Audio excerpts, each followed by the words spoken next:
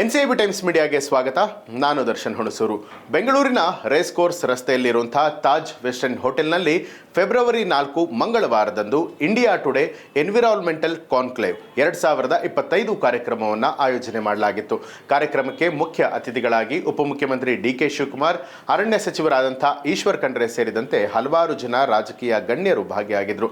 ನಾಗರಹೊಳೆ ಅರಣ್ಯದಲ್ಲಿ ವಾಸಿಸುವಂತಹ ತಾಂಡಾಗಳ ಕಲಾವಿದರು ನೃತ್ಯ ಮಾಡುವ ಮೂಲಕ ಗಣ್ಯರನ್ನ ಸ್ವಾಗತ ಮಾಡಿದ್ರು. ಈ ಒಂದು ಕಾರ್ಯಕ್ರಮದಲ್ಲಿ ಪ್ರಮುಖವಾಗಿ ಹವಾಮಾನದ ಬದಲಾವಣೆಗಳು, ಸಂಪನ್ಮೂಲಗಳ ಕೊರತೆ, ಜೊತೆಗೆ ಸಾಮಾಜಿಕ ಅಸಮಾನತೆಯ ಸವಾಲುಗಳು, ಹೀಗೆ ಹಲವು ವಿಚಾರದ ಬಗ್ಗೆ ಬೆಳಕು ಚೆಲ್ಲಲಾಗಿದೆ. ಜಗತ್ತು ಸಮಸ್ಯೆಗಳನ್ನು ಎದುರಿಸುವಂತಹ ಸಂದರ್ಭದಲ್ಲಿ ಯಾವ ರೀತಿಯಾಗಿ ನಾವುಗಳು ತುರ್ತಾಗಿ ಅದನ್ನು ಸರಿದೂಗಿಸುವಂತಹ ನಿಟ್ಟಿನಲ್ಲಿ ಕಾರ್ಯಪ್ರವೃತ್ತರಾಗಬೇಕು ಅನ್ನುವಂಥದ್ರ ಬಗ್ಗೆ ಅರಿವನ್ನು ಕೂಡ ಮೂಡಿಸಲಾಗಿದೆ. 2030 ಮತ್ತು 2050 ಮಹತ್ವಾಕಾಂಕ್ಷೆಯ ಗುರಿಗಳೊಂದಿಗೆ ಭಾರತವು ತನ್ನ ಸುಸ್ಥಿರತೆಯ ಗುರಿಗಳತ್ತ ಗಮನಾರ್ಹ ಪ್ರಗತಿಯನ್ನ ಸಾಧಿಸಿದೆ.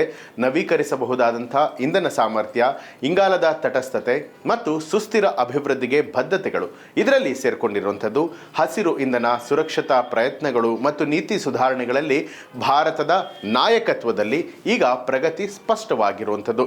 ಈ ಒಂದು ಗುರಿಗಳನ್ನು ಸಾಧಿಸೋದಕ್ಕೆ ಕೈಗಾರಿಕೆಗಳು, ಸಮುದಾಯಗಳು ಹಾಗೆ ಸರ್ಕಾರಗಳಾದ್ಯಂತ ಸಹಯೋಗದ ಅಗತ್ಯ ಕೂಡ ಇರುವಂಥದ್ದು. ನಿರ್ಣಾಯಕ ಸುಸ್ಥಿರತೆಯ ಸವಾಲುಗಳನ್ನು ಎದುರಿಸೋದಕ್ಕೆ ಚಿಂತಕರು, ತಂತ್ರಜ್ಞರು, ಉದ್ಯಮಿಗಳು ಹಾಗೂ ಹಲವು ಪ್ರಮುಖರನ್ನು ಈ ಒಂದು ಕಾರ್ಯಕ್ರಮದ ಮೂಲಕ ಒಗ್ಗೂಡಿಸಲಾಗಿತ್ತು.